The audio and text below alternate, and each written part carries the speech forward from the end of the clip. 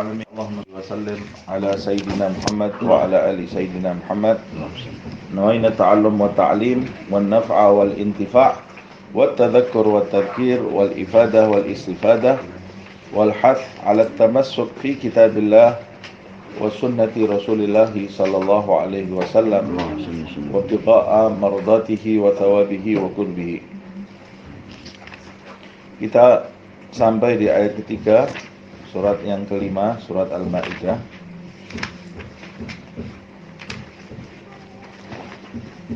Pada pertemuan yang lalu kita bahas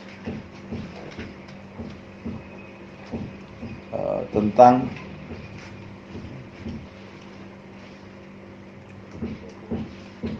perintah Allah Subhanahu wa ta'ala untuk menjaga syiar-syiarnya. Begitu juga menjaga bulan-bulan yang dimuliakan oleh Allah Subhanahu wa ta'ala. Ada 4 bulan yang dimuliakan oleh Allah, dan larangan mengganggu al-hadyu. Al-hadyu yaitu hewan-hewan kurban, dan qala'id, hewan-hewan kurban yang istimewa, diberi tanda. Begitu juga dilarang oleh Allah Subhanahu wa ta'ala untuk mengganggu orang-orang yang datang ke Baitul Haram. Dan Allah Subhanahu wa ta'ala memerintahkan, wa ta'awanu 'alal birri wat taqwa wa la ta'awanu 'alal itsmi wal 'udwan. Tolong-menolonglah kalian dalam ketakwaan, dalam kebajikan, jangan kalian tolong-menolong dalam perbuatan dosa. Dan jangan pula tolong-menolong dalam bermusuhan. Di ayat sebelumnya Allah Subhanahu wa ta'ala menjelaskan tentang hal-hal yang dihalalkan oleh Allah. Uhillat lakum bahimatul an'am illa ma yutla alaikum ghaira muhillis saidi wa antum hurum. Telah dihalalkan bagi kalian binatang ternak, kecuali jika kalian itu dalam kondisi berihram. Maka binatang ternak yang tadinya dihalalkan itu menjadi haram bagi kalian pada saat kalian berihram untuk memburunya. Binatang ternak yang tidak dipelihara menjadi haram ketika seseorang itu berihram. Nah, ayat yang ketiga ini menjelaskan lagi secara rinci tentang hal-hal yang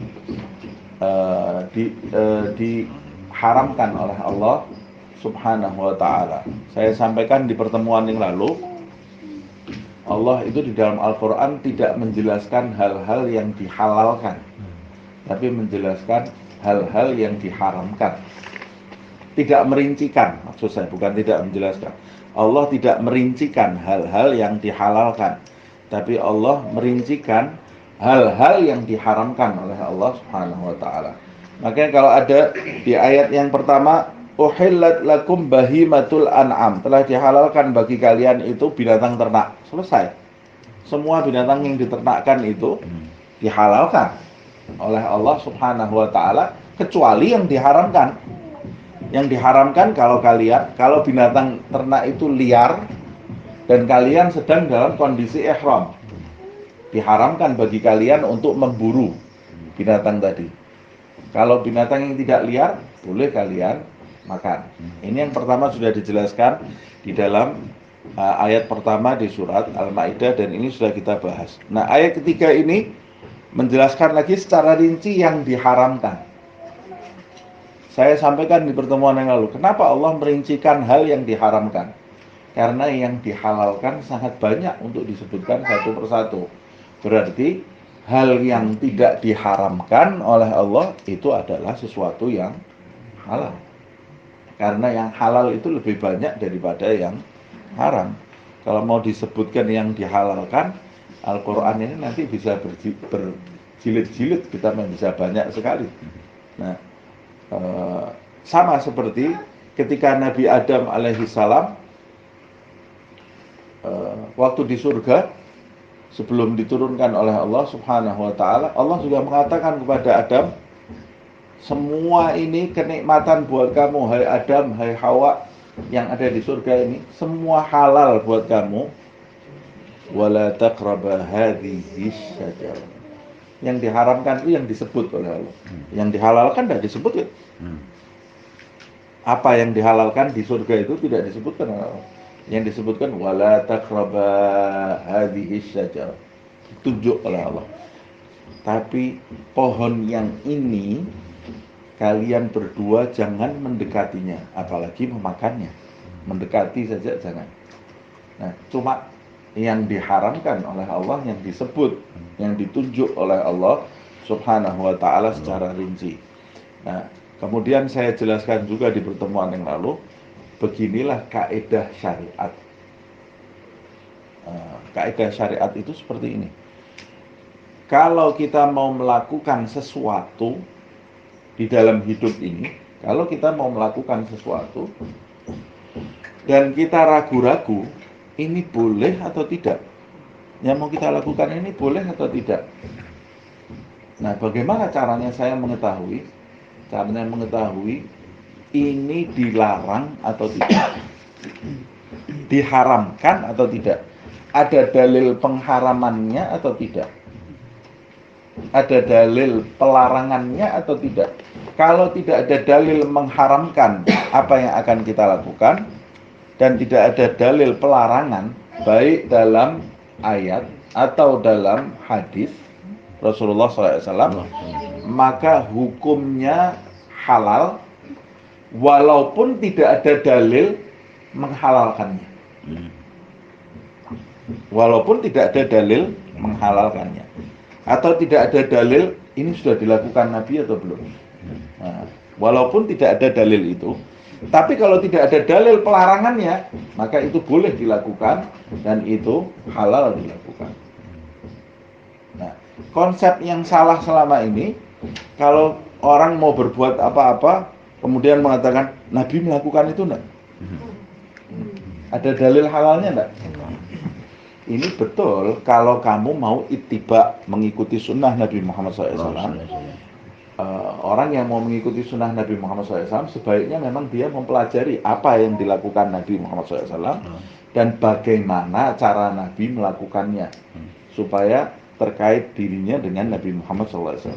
Tapi kalau segala sesuatu kita tanya ada dalilnya atau enggak, ada dalil Nabi melakukannya atau tidak, ini adalah sesuatu yang salah.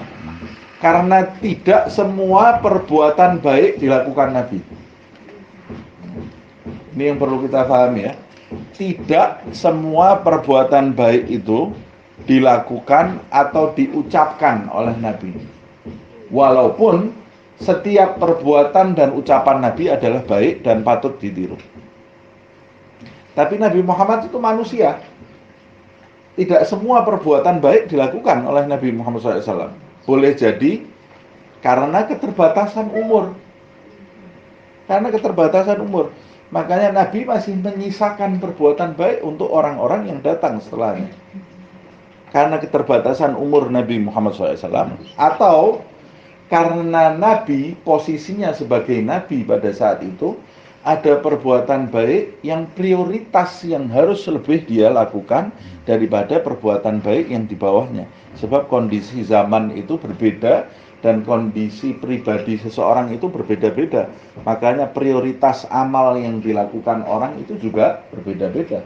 Nah, itu juga yang menjelaskan, makanya setiap di dalam Al-Quran Allah Subhanahu wa ta'ala memerintahkan umat manusia aminu wa amilus salah wa amilus salihat, berimanlah kalian dan berbuatlah amal saleh.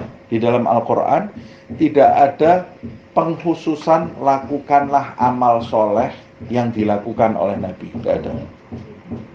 Tidak ada. Cari di dalam Al-Quran, lakukanlah amal soleh yang dilakukan oleh Nabi. Tidak ada di dalam Al-Quran.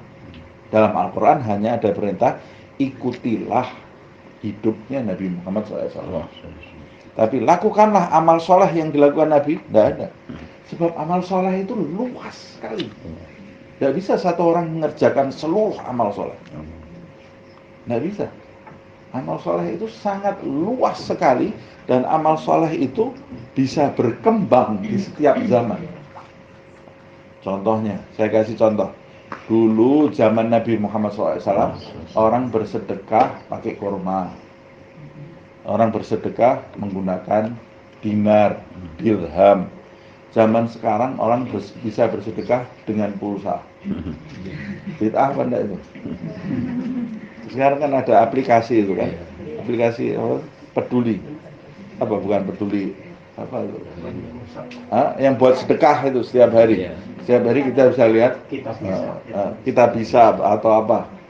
Sedekah pakai pulsa. Tidak ada dalilnya ini. Nabi tidak melakukan ini. Bid'ah, dhalalah, finnar. Ada orang sedekah di dalam neraka. Masa orang sedekah di dalam neraka? Sedekahnya itu baik. Sedekahnya diperintahkan di dalam Al-Quran. Tapi amal soleh sedekahnya sudah berbeda dengan amal soleh yang dilakukan Nabi Muhammad SAW. Berkembang. Zaman Nabi dulu, tidak ada orang tawaf awang-awang gitu di atasnya Ka'bah. Ada enggak? Tidak ada. Zaman sekarang orang tawaf di atasnya Ka'bah. Ka'bahnya di bawah, orangnya di atas. Di lantai kedua sama lantai ketiga. Bid'ah enggak itu? Bid'ahnya bid'ah itu. Tidak ada orang terbang, tawaf sambil terbang di atas. Zaman dulu orang tawaf ya jalan kaki, atau Nabi pernah sekali tawaf waktu haji yang terakhir, tawafnya Nabi menggunakan onta. Nabi mengelilingi Ka'bah dengan onta karena jumlah sahabat yang banyak sekali. Nah, zaman sekarang orang tawaf naik motor. Itu apa? Motor listrik gitu kan. Bisa jalan. Muter menggunakan motor listrik itu. Duduk lagi tawafnya. Tidak sambil jalan. Nah, ini bid'ah, dhalalah. Nah, kalau mau disebut ini bid'ah, dhalalah, finnar. Marah orang ini. Saya tawaf kok di neraka. Itu tidak pernah dilakukan oleh Nabi Muhammad SAW. Ini konsep salah. Ini diharamkan atau tidak? Tidak diharamkan. Ini sudah boleh berarti. Tidak diharamkan berarti boleh. Cuma bolehnya ada kemungkinan mubah, ada kemungkinan makruh. Ya, ya. Bolehnya juga ada kemungkinan mubah, ada kemungkinan sunnah. Ada kemungkinan sunnah, walaupun itu tidak dilakukan oleh Nabi Muhammad SAW, tapi asal usulnya sama dilakukan oleh Nabi Muhammad SAW. Nah, jadi dalam agama itu tidak ada pertanyaan yang terlalu bertele-tele, tidak ada. Jadi Allah itu menginginkan kita juga menggunakan akal dalam bertindak. Tidak semua buka hadis cari ini pernah dilakukan Nabi atau enggak. Atau kalau enggak nanti bisa banyak sesuatu yang diharamkan. Kita mau makan durian, cari dihalalkan enggak di Al-Quran? Enggak ada. Jadi haram durian. Nah, habis itu datang lagi makan makanan roti apa, nanti semua akhirnya kita jadi nyari terus di Al-Quran. Enggak bisa makan kita. Semur di Arab enggak ada semur. Nah, pecel di Arab enggak ada. Nah, terlalu banyak nanti ya. Nah, makanya konsepnya tadi seperti yang saya sebutkan tadi. Kalau tidak ada dalil pengharamannya, berarti itu halal. Nah, kalau zaman ini ada orang tanya, mana dalil halalnya? Mana dalilnya? Kita balas bertanya, mana dalil haramnya? Nggak usah mikir. Dia kan enak, tinggal tanya aja, mana dalil halalnya? Kita disuruh mikir, nyari. Nah, kasih PR juga dia. Saya akan meninggalkan ini kalau kamu bisa menemukan dalil pengharaman. Umpamanya tahlil, dia tanya, mana dalil halalnya? Kita nggak usah mikir. Tanya sama dia, mana dalil tahlil itu haram? Kalau dia bilang, oh ini orang sudah mati, saya tanya tulisannya di hadis, jangan kalian bertahlil, tahlil itu haram. Nah, tanya sama dia, ada enggak dalilnya? Kalau ada saya berhenti tahlil. Maulid, nanti ditanya, oh, Maulid, mana dalilnya Nabi Muhammad SAW maulid? Tanya, mana dalilnya Nabi Muhammad mengharamkan maulid? Oh itu pengkultusan, oh enggak usah pakai aneh-aneh. Pengkultusan itu pemahaman kamu. Itu menurut kamu pengkultusan. Saya mau tahu dalilnya Nabi Muhammad, jangan kalian buat maulidku. Nah, kalau ada dalilnya, jangan kalian buat maulidku, ya berarti maulid haram. Saya tinggalkan maulid. Nah, itu cara hidup yang benar seperti itu. Konsep agama itu seperti itu. Nah, makanya makna bid'ah menurut Imam Syafi'i, makna bid'ah dhalalah menurut Imam Syafi'i adalah kullu muhdatsin, segala sesuatu yang baru. Ya, segala sesuatu yang baru yang bertentangan dengan Al-Quran, dengan hadis dan ijma' ulama. Segala sesuatu yang baru yang bertentangan dengan Al-Quran berarti ada pelarangannya di dalam Al-Quran. Atau dengan hadis berarti di dalam hadis ada pelarangannya. Nah, memahami Al-Quran dan hadis ini bukan dengan akal kita sendiri, bukan dengan otak kita, otak awam kita. Harus melalui pemahaman ulama. Atau bertentangan dengan ijma', kesepakatan ulama. Kalau satu ulama melarang, ada ulama A melarang, tapi ijma' ulama yang lain sepakat menghalalkan, kita ikuti yang satu atau yang sepakat? Karena menurut Imam Syafi'i ijma' yang ulama sepakat. Yang aneh zaman sekarang ini ada satu ulama bilang haram, yang diikuti itu yang 99% semuanya bilang nggak ada masalah, yang diikuti betul-betul. Nah, ini konsep yang salah. Nah, saya kira itu yang paling mudah yang bisa kita petik dari hikmah dari ayat ini sebelum kita masuk ya. Nah, kemudian kita bahas ayat yang ketiga ini, hurrimat alaikum.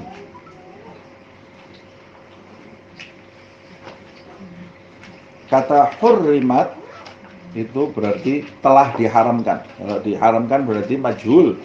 Yang mengharamkan siapa? Kenapa tidak disebut Allah mengharamkan? Tapi disebutnya telah diharamkan bagi kalian. Tidak dijelaskan siapa ini yang mengharamkan ini. Nah, apa hikmahnya?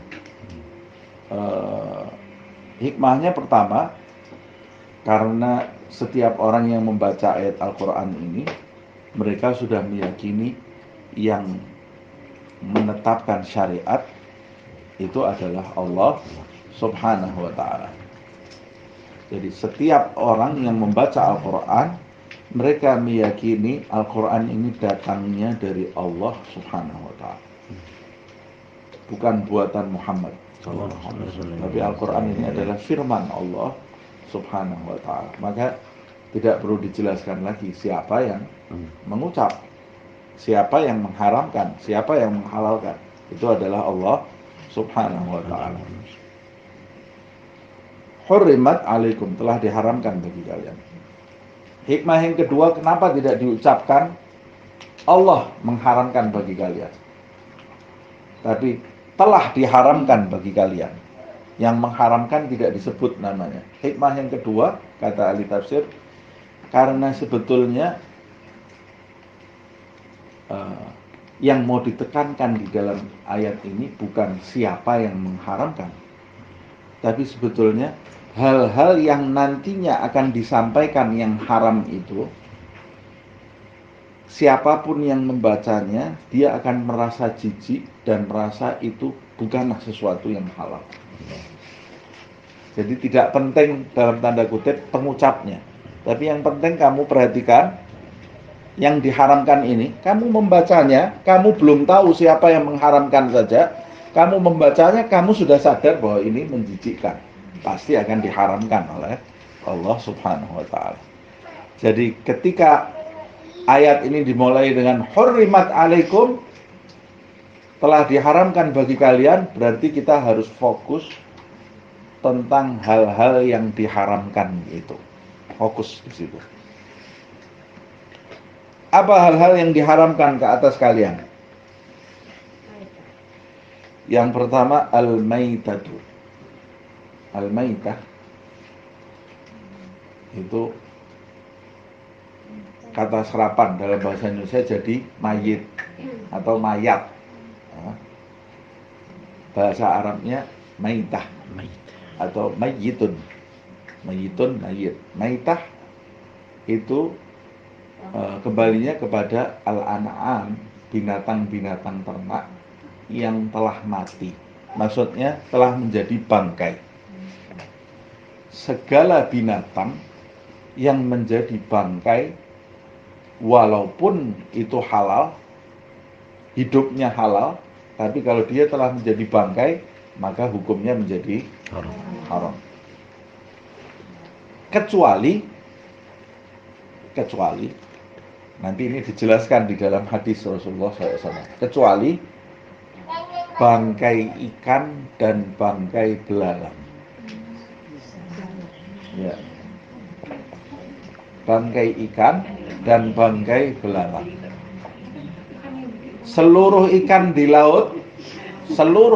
laut hidupnya halal, bangkainya juga halal. Nah, nanti kemudian ada lagi ikan yang haram. Contohnya dijelaskan di dalam hadis. Ikan yang hidup di dua alam itu haram, yang bisa hidup di dalam air, bisa hidup bertahan di darat. Bukan hidup mati di darat ya. Ada orang ambil ikannya masih hidup.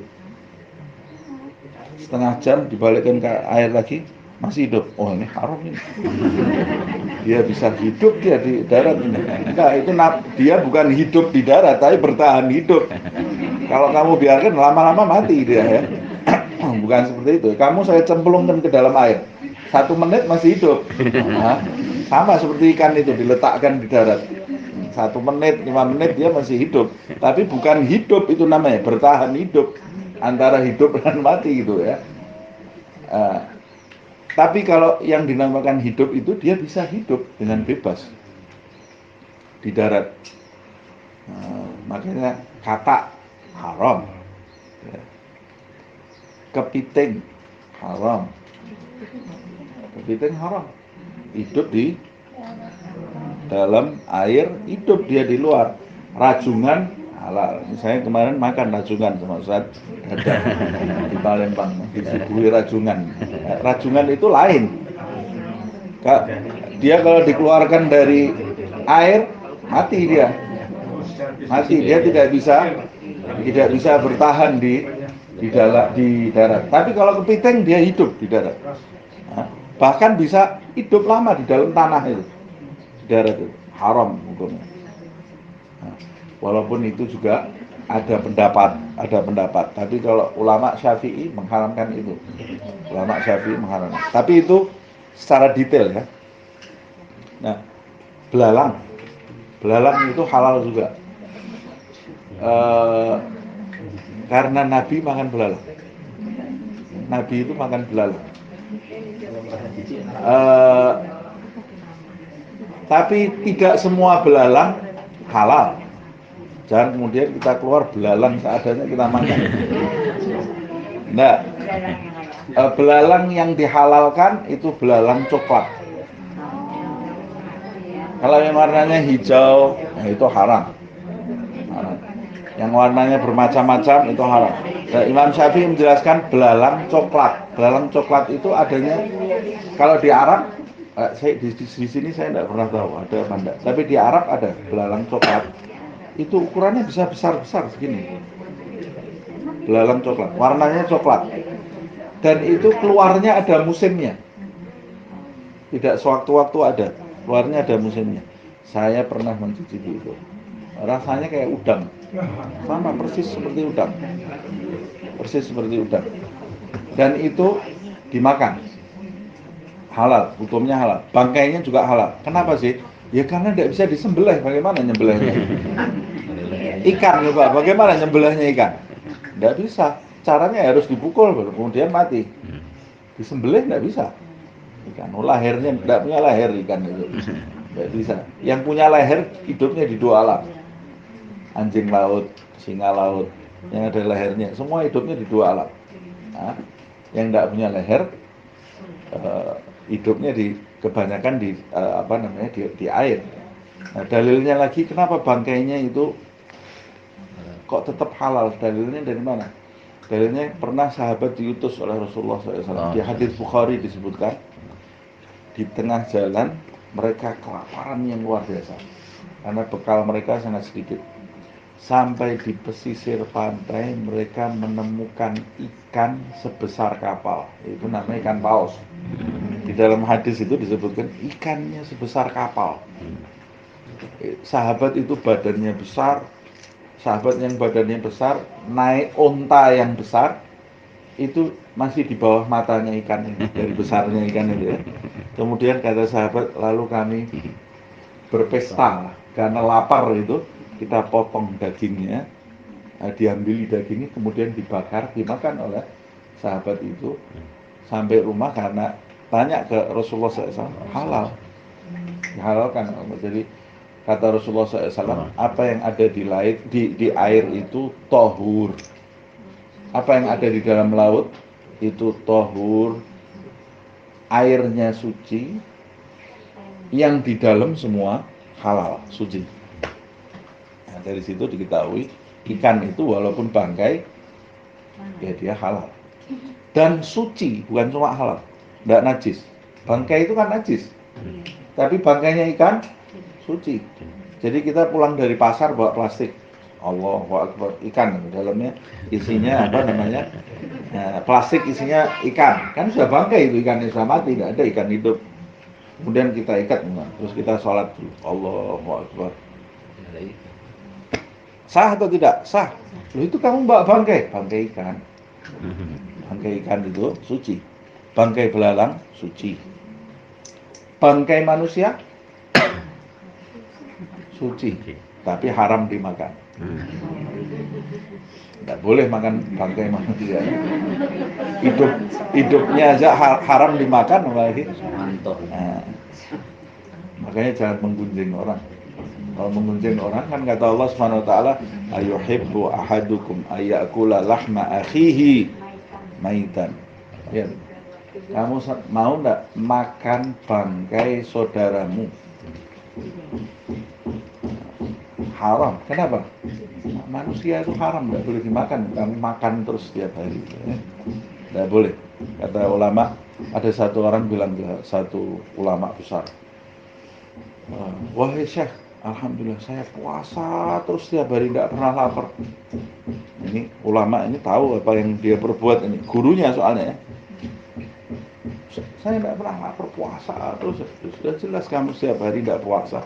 Loh, saya puasa, tidak makan saya dari pagi sampai maghrib. Bohong kamu, kata gurunya. Jangan bohong jadi orang. Loh, saya tidak pernah makan. Kamu setiap hari gunjing orang. Kamu gunjing orang itu makan kamu. Makanya kamu tidak lapar puasanya. Coba puasa gunjing orang, mesti tidak mungkin lapar. Puasa sambil gosip, pasti nggak mungkin lapar. Nggak sadar, tahu-tahu sudah buka. Enak ya puasa, alhamdulillah, nggak berasa. Jelas kamu makan, menggunjing orang. Makanya bangkai manusia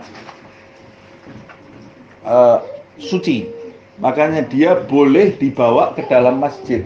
Membawa najis di dalam masjid tidak boleh, haram. Kita itu menajisi masjid tidak boleh. Mengotori masjid saja haram. Umpamanya buka makanan di masjid, sampahnya kita buang di masjid, dosa, haram. Tidak boleh mengotori masjid. Terus pakai tisu, ditinggal tisunya. Perempuan hobinya seperti itu, pakai tisunya ditinggal. Jadi orang lain suruh bersihkan tisunya. Nah, nanti tahu-tahu ada di selempitnya kursi itu, di mana. Tidak boleh itu, tidak diperbolehkan. Itu Di rumahnya orang saja tidak beradab seperti itu. Apalagi di masjid, rumahnya Allah Subhanahu wa taala, haram hukumnya. Tidak diperbolehkan. Hukumnya haram meninggal kotoran. Kuku, mama, potong kuku di masjid. Jatuh di situ, tidak boleh. Ambil, kantongi. Jangan meninggal kotoran di masjid. Apalagi membawa najis. Haram. Anak yang masih pakai pampers tidak boleh dibawa ke dalam masjid. Karena itu bawa najis. Bawa najis, tidak boleh. Kalau masih kencingnya sembarangan, buang airnya sembarangan, tidak boleh dibawa ke dalam masjid. Karena dia membawa najis. Nah itu Sayyidina Hasan, Sayyidina Husain pernah masih kecil masuk ke dalam masjid. Karena dia tidak ngompol seperti anak kita. Jangan kamu bandingkan Sayyidina Hasan, Sayyidina Husain, cucunya Nabi itu seperti anak kita. Tidak boleh. Kita lagi sholat, menggandeng atau menggendong anak yang pakai pampers, batal sholat kita. Karena bersambung dengan najis, bersambung dengan najis.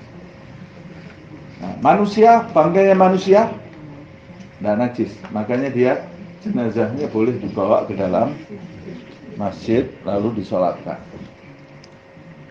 di dalam masjid. Nah, jadi ini tadi kan bangkai itu semua najis dan semua haram kecuali bangkai ikan dan belalang, itu tidak najis dan tidak haram. Dan bangkai manusia suci walaupun tidak boleh dimakan. Nah, apa sih bangkai itu? Yang dimaksud maitah di sini adalah segala binatang yang mati tidak dengan cara disembelih. Itu bangkai. Semua binatang selain ikan sama belalang ya, semua binatang yang mati tidak dengan cara disembelih, maka binatang itu adalah bangkai. Nah, ketika menjadi bangkai, dia menjadi haram.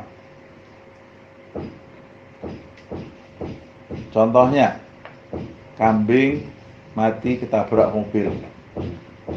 Sayang nih kambing. Sayang nih kambing. Akhirnya dipotong-potong dagingnya, kan halal. Haram. Loh, kambing kan haram karena dia matinya ditabrak mobil. Matinya masuk ke dalam sumur. Haram, jadi haram. Nah, tidak boleh. Kalau saya tidak makan, Ustaz, saya jual. Ya, sama aja, dosa kamu. Kamu menjual barang haram. Menjual barang haram itu dosa.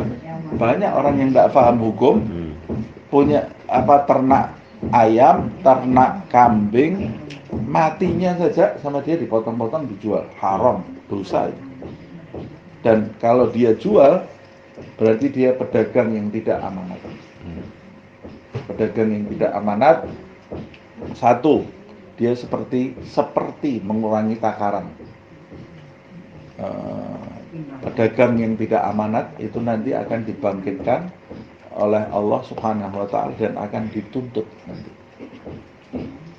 Kalau jualan sesuatu yang amanat, apalagi jualan ayam, jualan. Sekarang ini kita sampai takut mau beli ayam ini karena banyak orang yang tidak amanat. Ternak ayamnya mati tetap dipotong-potong dijual. Haram itu. Ya sama seperti kamu jualan babi. Jualan barang haram kamu. Cuma bedanya babi itu zatnya haram, kalau ini zatnya sebetulnya halal tapi hukumnya jadi haram. Jadi haram itu ada dua. Haram li dzatihi dan haram li hukmihi. Kalau haram li dzatihi, memang benda itu zatnya disebut haram oleh Allah. Sudah, ini tidak ada celah untuk jadi halal. Karena zatnya itu sudah disebut haram oleh Allah Subhanahu wa taala. Ada haram li hukmihi. Haram li hukmihi, zatnya sebetulnya halal tapi hukumnya jadi haram. Contohnya bangkai kambing. Sebetulnya zatnya kambing itu halal, tapi menjadi haram karena dia menjadi bangkai. Kambing curian haram. Oh ini kambing, Ustaz tadi bilangnya kambing bangkai yang haram. Ini tidak bangkai Ustaz. Punya siapa kambingnya? Punya tetangga saya. Haram juga, nggak boleh. Kambingnya tetangga saya ambil. Hukumnya karena dia barang curian menjadi haram dan begitu seterusnya. Maitah itu ya. Wadam, darah, hukumnya haram. Diharamkan bagi kalian bangkai, kemudian darah. Yang dimaksud adam di sini, darah di sini adalah darah yang mengalir, yang diharamkan. Kalau darah yang asalnya beku, bukan dibekukan ya, memang asalnya beku seperti hati itu. Hati itu kan darah juga, tapi jamet, beku. Itu tidak termasuk dam di sini. Nah, darah yang diharamkan ini, masa ada orang mau makan darah? Ada. Apalagi di daerah saya di Solo itu orang jualan saren namanya. Apa itu? Marus. Marus itu darahnya binatang, darahnya kambing dibekukan sama dia. Kalau darah itu begitu dibekukan jadi begitu dibiarkan jadi beku. Nah, ketika beku rasanya mungkin saya tidak pernah nyoba dan insya Allah tidak pernah nyoba ya. Mungkin rasanya jadi seperti ati itu, jadi gurih-gurih gitu ya. Kemudian dijual, dipotong-potong. Nah, ada orang yang karena tidak paham hukum, ya sudah santai dia masuk ke warung Pak minta sarennya, minta ini, atau Pak ini daging dicampur saren ya, atau dicampur marus di sini ya. Nah, itu rusak hukum, haram, hukumnya haram. Kita tidak boleh makan dan kita tidak boleh menjual, tidak boleh menjual, kecuali kalau sisa-sisa darah, tidak ada masalah. Kadang-kadang kita suka makan ayam, tetap ada darahnya sedikit, dimaafkan. Kan kamu niatnya tidak makan darah itu, ada nggak? Niat saya nyari darah di kulit. Nah, kecuali kalau niat kamu nyari darah jadi haram.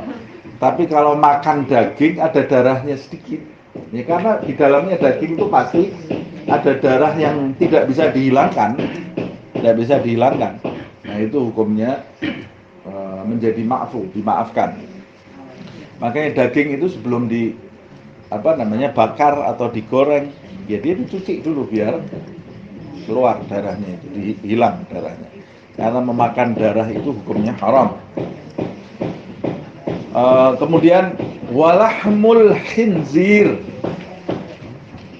diharamkan juga daging babi. Nah ini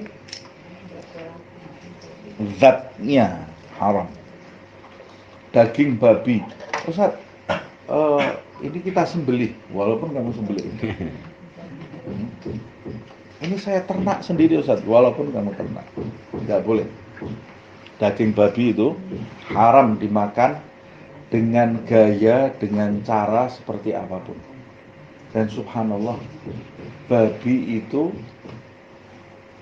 binatang jinak yang tidak bisa disembelih.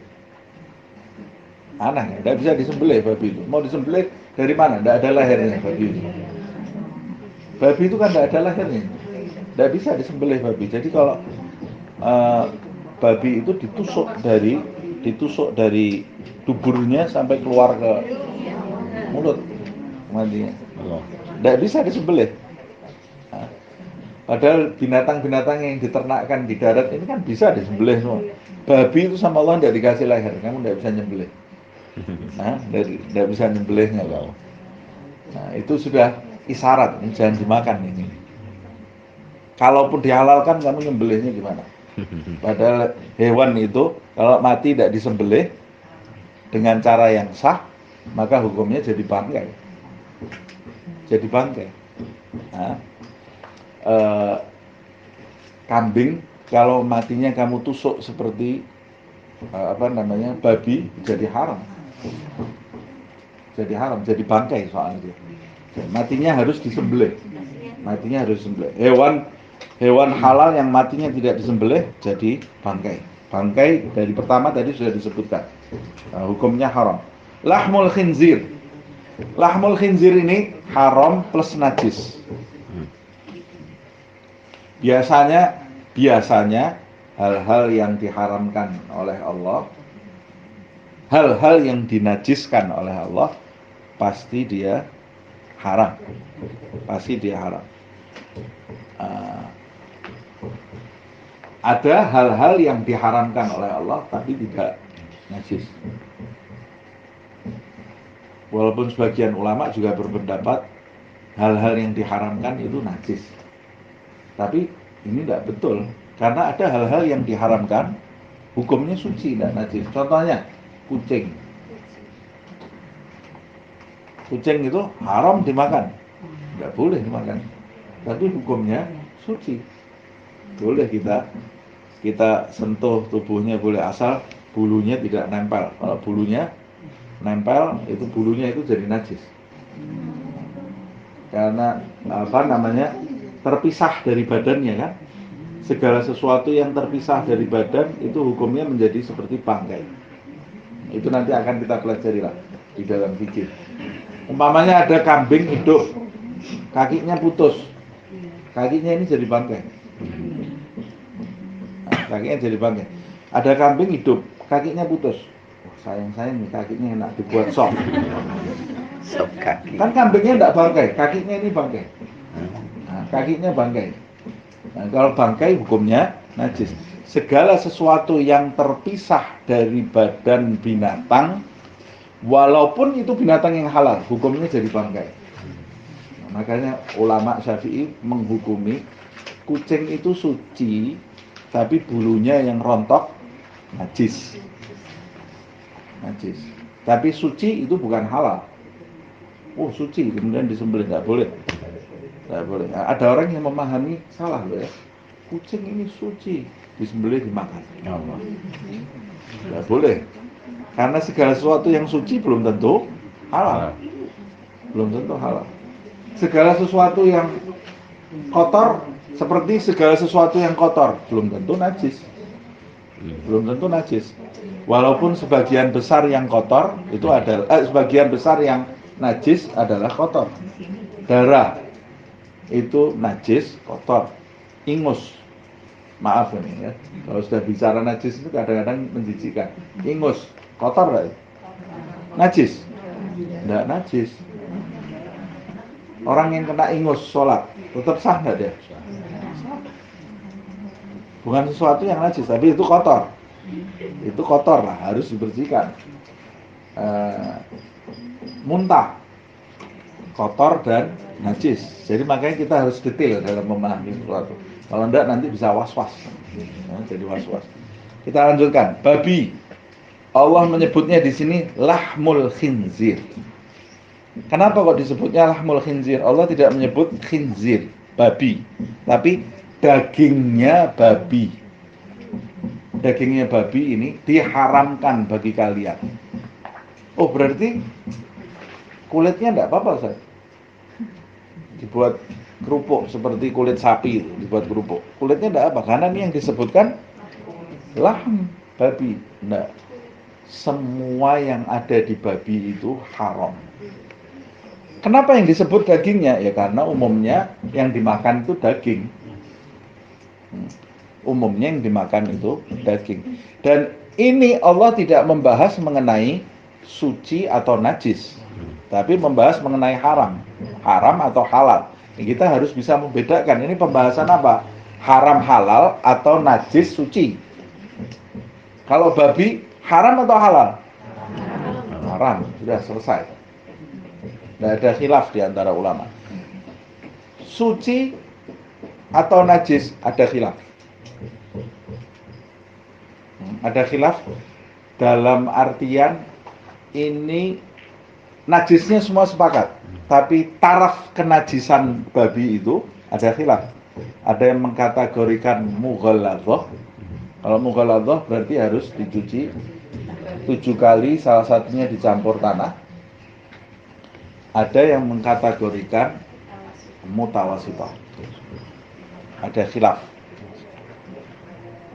Itu pembahasan mengenai suci atau najis. Tapi kalau ini halal atau haram? Haram, tidak boleh dimakan. Diolah dengan cara apapun hukumnya haram. Direndang haram. Sama rendang itu malah daging. Rendang itu kan dagingnya binatang yang direndang, tidak ada giginya. Haram.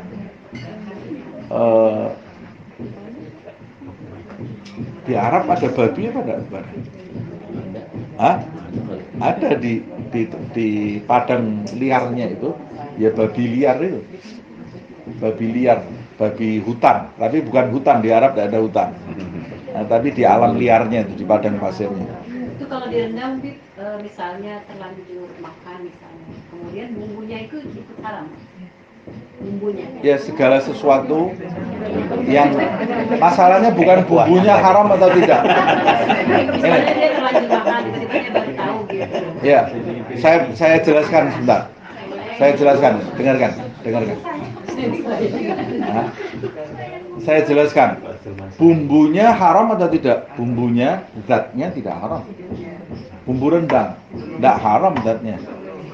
Tapi karena dia bercampur dengan sesuatu yang haram dan najis. Babi itu bukan cuma haram, najis. Najisnya mughalladhah kalau Imam Syafi'i. Nah, kuah yang bercampur dengan babi tadi, oh ini babinya saya angkat, kuahnya sayang. Kuahnya enak ini rendang. Kuahnya ini sudah bercampur dengan babi, hukumnya jadi najis. Bukan haram loh ya, jadi najis. Tak sesuatu yang najis ya haram kamu makan. Bukan kuahnya berubah jadi haram, tapi kuahnya sebetulnya zatnya halal. Tapi karena dia terkontaminasi dengan babi tadi jadi najis, zat cair yang sudah terkontaminasi dengan najis tidak bisa dirubah jadi suci. Kalau air yang ada di bak kena najis, bisa kita rubah jadi suci. Caranya gampang, tambah terus jadi 2 kulah, jadi suci. Tapi kalau zat cair kena najis, baru beli madu asli dari Arab, harganya 3 juta. Gini nih madu. Tahu-tahu bangun pagi kita mau minum madu, ada bangkainya tikus di sini. Madunya ini jadi najis, tidak boleh diminum. Terus gimana Ustaz? Buang. 3 juta dibuang, buang madu. Tapi madunya berubah jadi haram karena zat madu itu, bukan karena dia terkontaminasi dengan najis tadi. Baru beli sirup, masuk tikus di sini, haram. Cicak, bangkai semua haram. Walaupun ada ulama berpendapat kalau bangkainya itu binatang yang tidak lebih besar dari cicak, malaha damun sail, dan darahnya tidak mengalir. Biasanya binatang kayak semut, kecoa, lalat, itu darahnya tidak mengalir. Kalau dia masuk ke benda cair yang kita konsumsi, seperti masuk ke minyak. Nah, minyak itu kemasukan bangkai tikus, buang. Wah, harganya naik Ustaz, walaupun harganya naik. Buang, karena itu kamu buat goreng nanti jadi najis minyaknya itu. Nah, kalau kemasukan semut, kecoa, lalat, cicak, tidak boleh lebih dari cicak. 1. Kalau 10 jadi banyak. Kemasukan cicak 1. Tidak boleh lebih besar dari cicak. Dari mana ini Ustaz? Dari ulama, baca kitabnya itu. Jadi ini ulama yang berijtihad. Tapi kalau yang masuk itu lebih besar dari cicak, walaupun darahnya tidak mengalir. Darahnya tidak mengalir. Semut, kecoa, cicak itu kalau kita belah darahnya tidak ngalir. Darahnya itu diam, nyamuk, darahnya tidak mengalir. Kalau kita bunuh gini, tidak ada darah yang mengalir, tidak ada. Darahnya yang mengalir tidak ada, ya. Diam di tempat itu darahnya. Nah, itu kalau masuk di dalam zat cair, madu, baru beli madu, kemasukan lalat, kemasukan semut, ya sudah diambil semutnya. Jangan vitamin kemudian diminum. Ada orang minum sirup, wah banyak semutnya yang vitamin, diminum, enggak boleh ya, haram, harus diambil semutnya. Tidak boleh ada semut, bangkainya semut itu najis dan haram. Bangkai tidak boleh dimakan. Nah, kalau kita bisa ngambil, ya harus kita ambil, Tidak boleh kita biarkan masuk ke dalam mulut kita, kecuali ya ummul bala, susah. Ustaz, ini saya mau ngambil semut, ya tidak minum saya, terlalu banyak. Maksudnya setiap saya minum ini ada di bawah sini, ada di pinggir, ya sudah vitamin, dimaafkan. Kalau nempel di baju kita, sholat kita bisa tidak sah. Bangkainya lalat ada di kantong. Saya baru selesai sholat. Assalamualaikum. Lihat, ada bangkai lalat. Bangkai itu hukumnya najis. Nah, kalau ada di kantong kita, ya kita berarti bawa najis. Hukumnya jadi najis. Sholat dalam keadaan najis sah atau tidak? Sah. Diulangi atau tidak? Diulangi. Itu pendapat mu'tamad. Ijma' ulama seperti itu. Walaupun ada yang berpendapat kalau terlalu susah, umpamanya musim lalat. Kalau di Hadramut itu musim panas, musim lalat. Pernah lihat dulu di televisi berita tuh anak-anak Afrika yang lalatnya nempel di sini.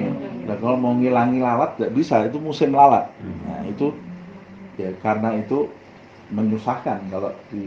Kalau menyusahkan menjadi dimaafkan, hukumnya tidak berubah, tapi dimaafkan, ma'fu. Karena lagi banyak sekali, tidak bisa orang menghindari itu. Walaupun sebagian ulama menjaga itu. Habib Abdullah Asy-Syatiri disebutkan dalam manaqibnya, itu concern terhadap syariat ini, menjaga syariat luar biasa. Sampai disebutkan di dalam riwayat hidupnya itu, dia kalau sholat menggunakan imamah, serban. Serban itu biasanya diganti seminggu sekali. Serban itu biasanya kalau ganti hari Jumat. Nah, pada waktu hari Jumat dia mau ganti serban baru, dia buka serbannya, lipatan-lipatan serbannya itu dibuka, dalamnya ada bangkai lalat satu. Berarti saya seminggu ini sholat bawa bangkai lalat ya? Dikodok sholatnya seminggu. Gara-gara lalat satu. Kalau kita ya pura-pura nggak kelihatan gitu. Ma'fu Allah ghafurur rahim. Masa gara-gara lalat seminggu dikodok sholatnya ini ya. Nah, ini supaya kita tahu ini ulama itu betul-betul menjaga seperti itu. Kita lanjutkan ya. Walahmul khinzir wa ma uhilla li ghairillahi bihi, dan binatang-binatang yang disembelih bukan atas nama Allah Subhanahu wa ta'ala.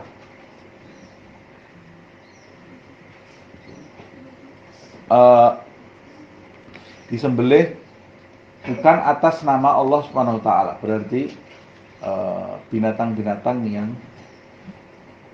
disembelih untuk maksud selain Allah Subhanahu wa ta'ala.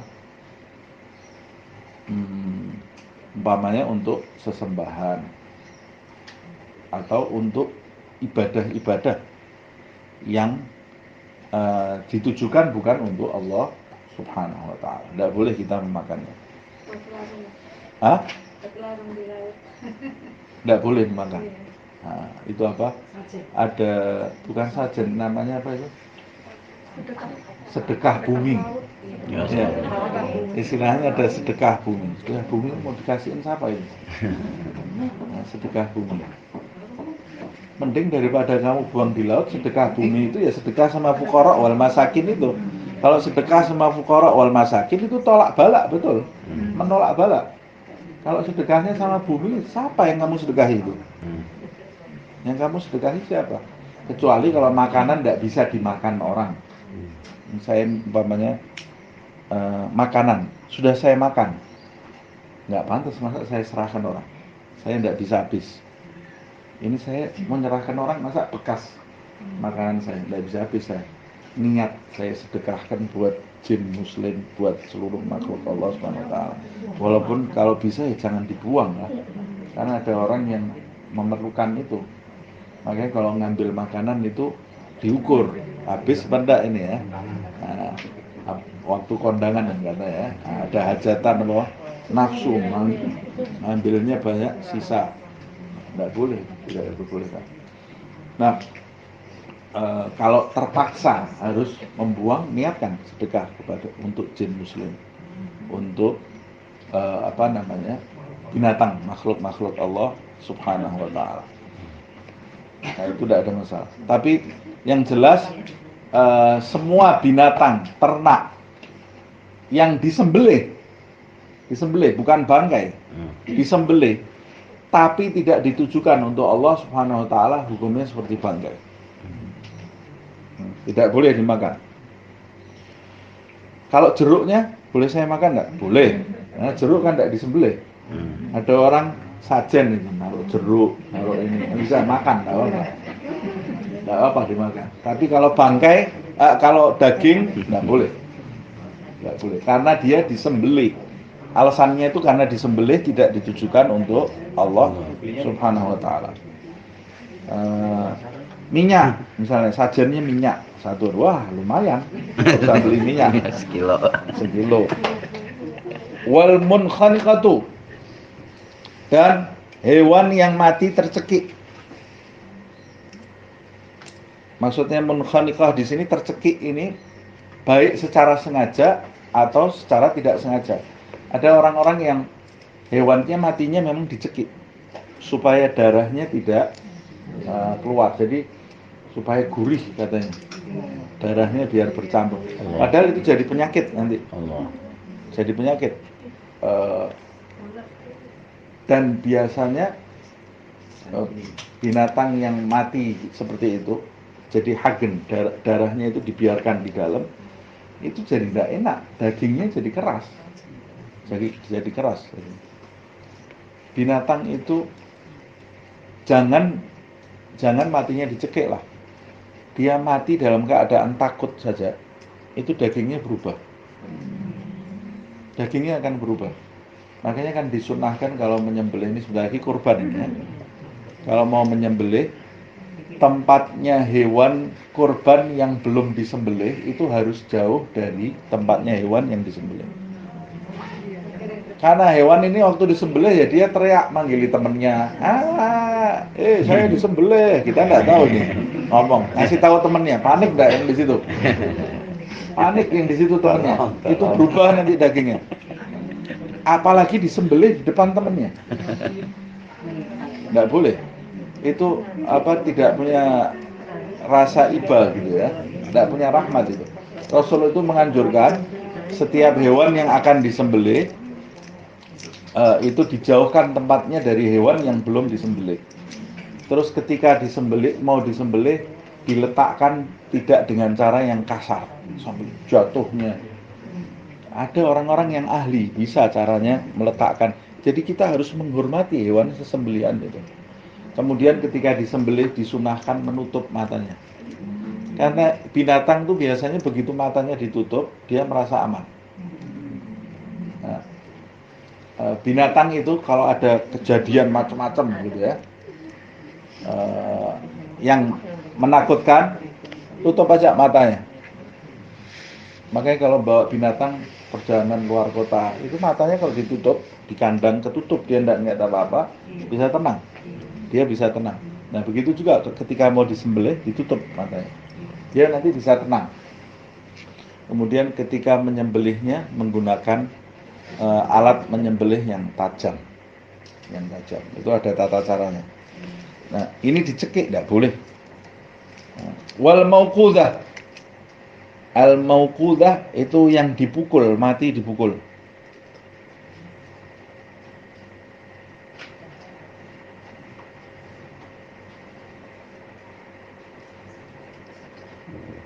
Al mutaraddiyah wal mutaraddiyah. Al mauqudah wal mutaraddiyah. Ini caranya orang-orang dulu nih ya. Matinya dipukul atau mati ditanduk. Mutaraddiyah. Wan natihah. Ya, natihah yang mati ditanduk ya. An natihah itu matinya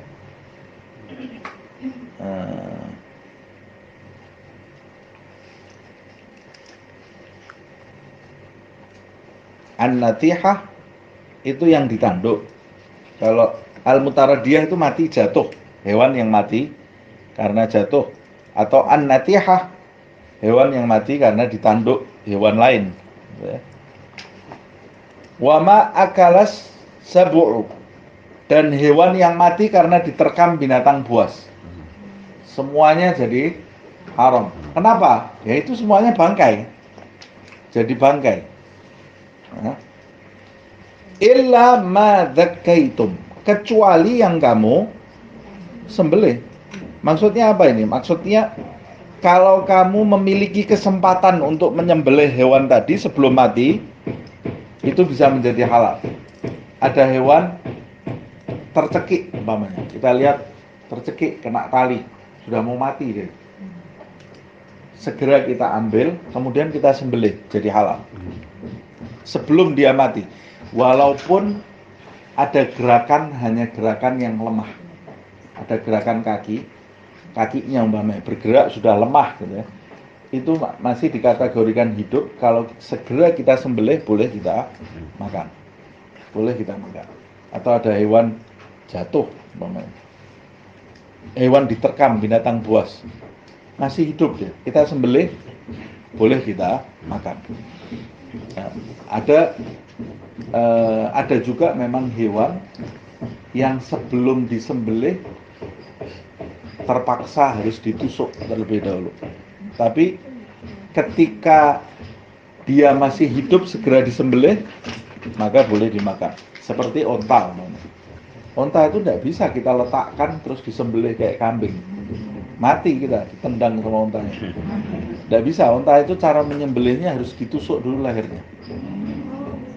Jadi lehernya ini ditusuk, kemudian dia turun gitu, jatuh ke bawah, baru disembelih.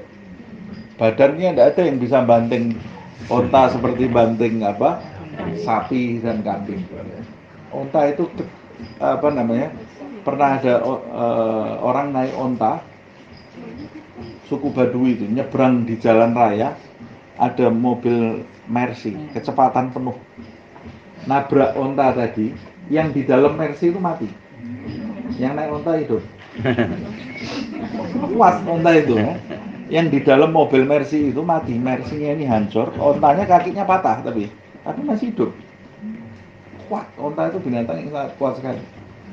Nah, makanya kalau nyembelihnya ya harus dengan cara seperti itu, atau ontanya didirikan, disabet pakai pedang. Tidak bisa ditidurkan dengan cara seperti kambing, tidak bisa. Nah, itu sah-sah saja. Wa ma akala sabu illa ma dzakaitum. Wa ma dzubiha 'ala nasab. Wah, ini waktunya habis, tapi memang ini harus dijelaskan ya.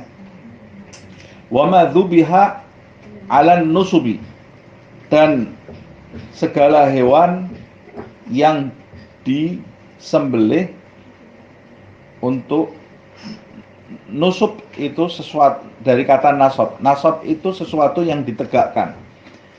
Yang dimaksud dengan nusub di sini adalah berhala-berhala yang ditegakkan. Berhala-berhala, arca-arca yang ditegakkan. Jadi dulu orang-orang jahiliyah menyembelih binatang, dia persembahkan untuk berhala-berhala itu, darahnya dia cipratkan, percikkan di berhala-berhala tadi. Ini kamu tidak boleh memakannya. Tidak boleh memakannya. Walaupun itu mati dengan cara disembelih. Nah, nanti di ayat yang lain dijelaskan hewan sembelihan non muslim tidak boleh kita makan, karena itu ditujukan untuk selain Allah Subhanahu wa taala. Kecuali ahlul kitab. Ahlul kitab itu siapa? Orang Yahudi dan orang Nasrani. Nanti di ayat yang lain dijelaskan. Sesembelihan ahlul kitab itu dihalalkan. Mengapa? Sebab mereka masih menuju Allah. Mereka ini kan percaya Allah. Orang Nasrani, orang Yahudi itu percaya Allah. Cuma kan ada kesalahan di dalam agama mereka. Ada kesalahan. Orang Yahudi tidak mengakui Nabi Muhammad, tidak mengakui Nabi Isa. Nah, makanya mereka menyimpang, kafir. Orang Nasrani tidak mengakui Nabi Muhammad, mengatakan Yesus itu anak Tuhan. Nah, mereka berbeda dengan kita, menyimpang di situ menurut ajaran Islam. Tapi mereka percaya ada Allah enggak? Percaya ada Allah. Allah yang mereka tuju itu sama dengan Allah kita.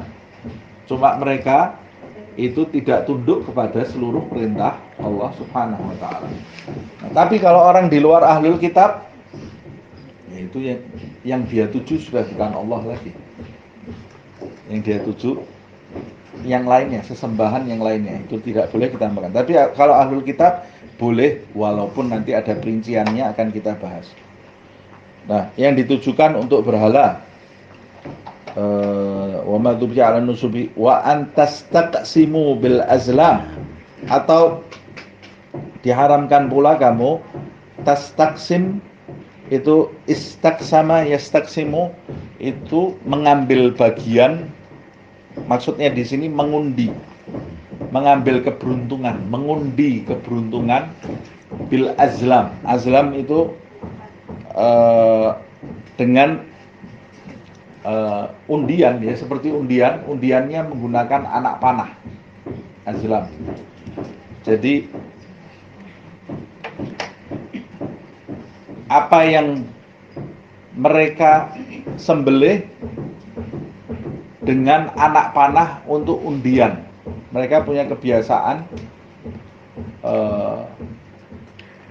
nanti bagian-bagian. Jadi kalau mereka mau umpamanya menikah, umpamanya ya, nyembelih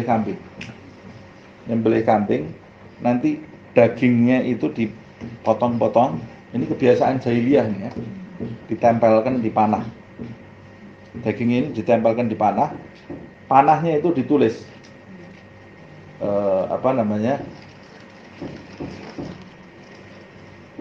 nikah. Panah yang satu lagi, ada 3 panah gitu ya, menikah, yang satu lagi, atau jadi, yang satu lagi tidak jadi, yang satu lagi cari lain, umpamanya gitu ya, cari yang lain, umpama seperti itu. Nah, kemudian nanti sisanya itu yang sudah disembelih itu nanti dipanah di bagian mananya, kenakan bagian mana. Kalau kena, umpamanya panah bagian kepalanya, 3 dipanahkan ke situ, ke bagian kepalanya. Yang kena di bagian kepala itu nanti dilihat, nikah, oh ini boleh, saya nikah sama dia. Atau yang kena sasaran yang tidak nikah, ya berarti saya tidak nikah sama dia. Atau cari lain, berarti saya harus cari lain. Cara mereka istikharah seperti itu, mengundi nasib namanya, mengundi nasib mereka dengan cara seperti itu. Nah, ini dagingnya setelah itu boleh saya makan enggak? Sayang ini. Sayang, dagingnya disembelih ini, mubadir. Kemudian saya goreng, haram, enggak boleh. Dibakar, enggak boleh. Karena itu sudah ditujukan bukan untuk Allah Subhanahu wa taala. Nah, mungkin kalau di adat di Indonesia ini ya caranya tidak seperti itu, menggunakan daging itu untuk hal yang mirip-mirip dengan itu. Jadi tidak boleh digunakan untuk makan, tidak boleh dimakan.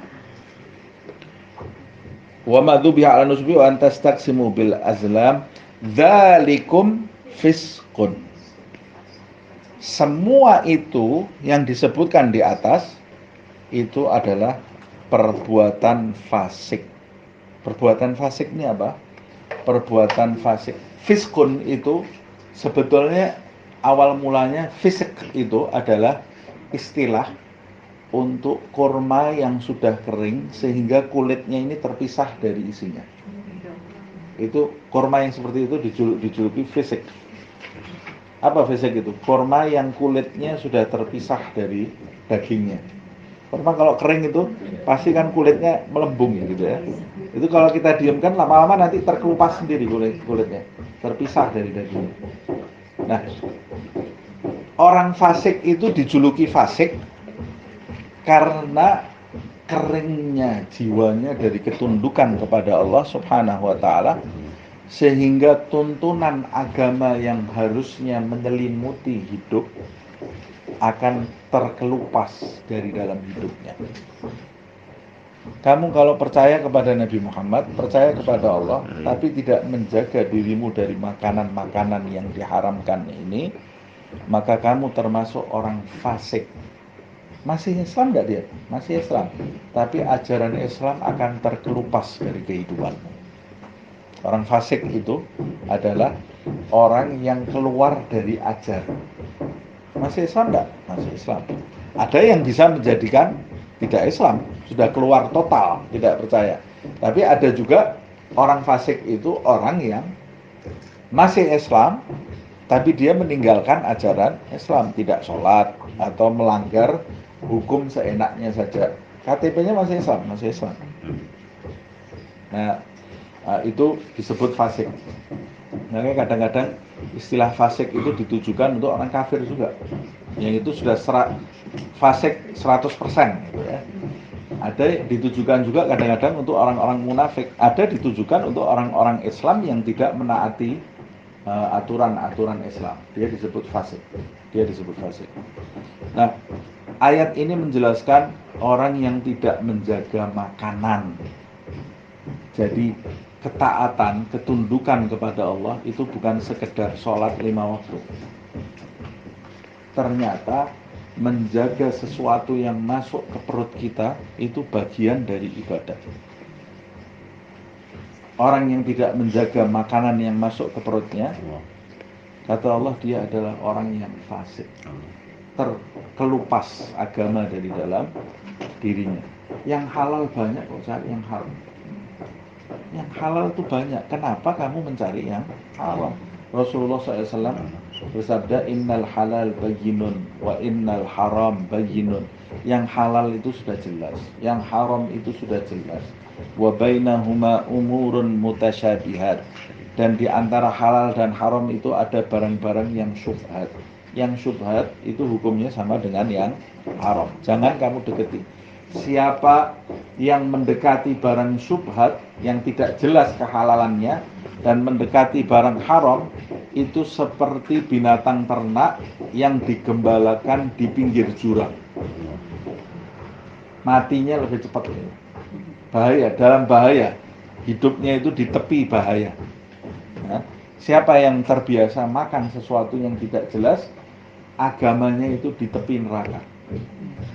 Hati-hati. Cari yang halal, yang dihalalkan banyak kok. Kenapa harus nyoba yang tidak jelas kehalalannya? Kita mau masuk restoran, yang jual di situ jual babi juga, jual, ya sudah, jangan makan di situ. Salahnya jualan babi. Jangan makan di dalam situ. Nggak usah pakai tanya lagi, Ustadz, ini saya makannya ayam tapi jualan babi. Ya sudah jelas, jangan makan di situ. Nggak usah pakai tanya lagi. Kita sebetulnya sudah menyimpulkan bisa. Yang jualan ayam ini se-Indonesia ada berapa? Banyak. Kok kamu mau masuk ke situ, kenapa? Hah? Kok mau masuk? Ya katanya enak. Yang enak ada juga selain itu. Cari yang enak, yang jelas halalnya. Cari yang enak, yang jelas halalnya. Ustadz, ini katanya ada dicampur arak tapi putih araknya. Sama aja. Yang namanya arak itu haram. Nah, ini arak putih. Ini sekarang ada orang buat nasi goreng campur arak putih, campur, haram, tidak diperbolehkan. Jaga apa yang masuk ke dalam perut kita, baik dari harta yang tidak jelas atau dari barang-barang yang zatnya betul-betul haram, atau bangkai dan hal-hal yang tidak jelas kehalalannya. Kalau mau beli sesuatu kita harus tahu ini yang jualan betul enggak. Terutama mau beli daging ayam, daging kambing, daging sapi. Kalau ikan kita tidak usah tanya, Pak ini gimana Pak nyembelihnya? Ikan itu tidak pakai disembelih, mau bangkainya aja halal. Kalau kita beli ikan tidak pakai mikir kita. Tapi begitu kita mau membeli kambing, daging kambing, daging sapi, daging ayam, kerbau, kemudian kijang, hal-hal yang seperti itu yang halal kita makan, kita harus tahu dulu penjualnya. Jangan asal beli. Tanya, beli bakso mana? Bakso daging apa itu? Sapi. Hah? Daging sapi. Tanya yang jualan bakso itu, Pak, ini halal apa enggak? Wah, malu Pak Ustadz, saya masa tanya sama yang jual. Lihat dia jualan yang enggak jelas itu, malu enggak dia? Dia enggak malu kok jualan enggak jelas, kamu kok malu bertanya? Tanya, supaya orang-orang yang jualan ini nanti mikir kalau mau berbuat hal yang tidak baik. Kamu aneh-aneh, enggak jelas, jualan kamu ya enggak laku. Karena kita ini 80% umat Islam. Kalau kamu jualannya namanya enggak jelas, jualannya kamu enggak jelas, ibadahnya enggak jelas, ya enggak ada yang beli, enggak laku. Nah, apalagi di sini nih, sekarang kita lihat di televisi ini tahu-tahu daging tikus, daging la ilaha illallah. Jadi kasihan orang-orang yang jualan betul-betul barangnya halal, jadi kasihan, jadi ikut terkontaminasi. Nah, ini kita jaga apa yang masuk ke dalam perut kita, harus barang-barang yang betul-betul halal. Siapa yang makan barang haram, agama bisa terkelupas. Allah. Siapa yang makan barang halal, maka Allah akan memberikan pahala. Makannya aja dapat pahala. Allah. Siapa yang bisa memastikan 40 hari kemasukan barang halal, dalam riwayat ini ya, siapa yang 40 hari kemasukan barang halal, tidak ada barang syubhat dan barang haramnya, maka Allah akan mengeluarkan dari lisannya hikmah. Hikmah itu ucapan-ucapan yang tuntunan dari lisannya. Jadi mencari barang yang halal itu mendatangkan kedudukan di sisi Allah SWT. Berjualan dengan cara yang halal itu kedudukan di sisi Allah. Walaupun tampaknya ini tidak sedang sholat, tapi interaksi cari uang, tapi dengan cara yang halal, ini sama Allah dinilai besar kedudukannya. Makanya sampai Nabi mengatakan, at-tajirul amin ma'as syuhada yaumal qiyamah. Pedagang yang jujur, amanat, nanti bersama orang-orang yang mati syahid di jalan. Padahal yang ini perang di jalan Allah, yang ini jualan. Tapi ketika dia berjualan mempertahankan hukum Allah, itu dia sedang berjihad. Sama seperti kita makan, milih-milih makannya. Kalau yang dinamakan hati-hati dalam agama, itu bukan waktu sholat. Hati-hati dalam agama, sholatnya Allahu Akbar, Allah. Sholat, tadi saya sudah baca Fatihah enggak ya? Hati-hati, diulangi lagi. Itu bukan hati-hati dalam agama, itu was-was. Wudhu kakinya 4 kali, kepalanya 10 kali, telinganya berapa nanti, wajahnya nawaitul wudhu, diulang-ulang terus sampai medok semua. Itu bukan orang yang taat agama. Ada orang yang mengira dia hati-hati wudhunya diulang, sudah wudhu kentut apa enggak ya? Wudhu lagi. Kamu kok seperti itu? Saya ini hati-hati dalam beragama. Bukan hati-hati, itu was-was. Itu kamu sedang dipermainkan oleh setan. Jangan dituruti. Di kamar mandi jadi 3 jam karena was-was. Kok tadi saya berasa ada yang keluar lagi? Itu setan. Itu setan. Nanti kamu dibuat main, baru selesai wudhu. Rasul ini yang mengatakan di hadis, pantatnya itu disebul sama setan. Jadi dia berasa keluar angin lagi nih, wudhu lagi. Setannya ketawa. Kamu dibuat main sama setan. Mondar-mandir, kena air terus dibuat main. Nah, yang dinamakan hati-hati wara'. Sifat wara' itu apa? Sifat wara' itu adalah hati-hati memilih segala sesuatu yang masuk ke perut kita. Itu namanya hati-hati dalam agama. Nah ini orang zaman sekarang sholatnya mondar-mandir, wudhunya berapa kali, makannya nggak mikir. Makan. Dagang nipu. Ini setan ini. Setan. Kalau mau hati-hati itu hati-hati dalam berdagang. Ini halal apa enggak cara dagangnya? Ini halal apa enggak makanannya? Ini orang yang disebut warok, tidak sembarang makan, tidak mengumbar hawa nafsu. Nah, Allah Subhanahu wa taala menjelaskan zalikum fiskun. Semua yang tersebut di atas itu adalah fasik kata Allah Subhanahu wa taala. Nanti kita lanjutkan sisa ayatnya di pertemuan yang akan datang. Subhanakallahumma wa bihamdika asyhadu an la ilaha illa anta astaghfiruka wa atubu ilaik.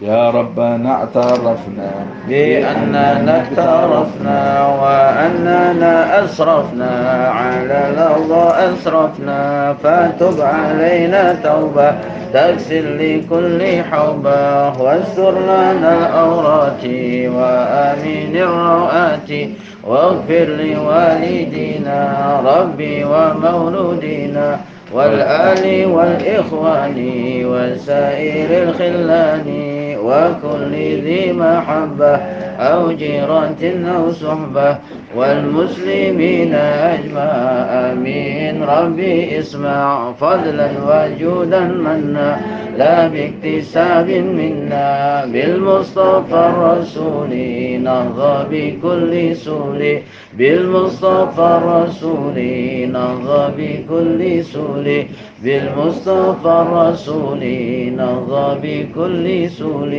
صلى وسلم ربي عليه عند الحب وآله وصحبه عدد طش الصحب والحمد لله في البدء والتناهي. سبحانك اللهم وبحمدك أشهد أن لا إله إلا أنت أستغفرك وأتوب إليك.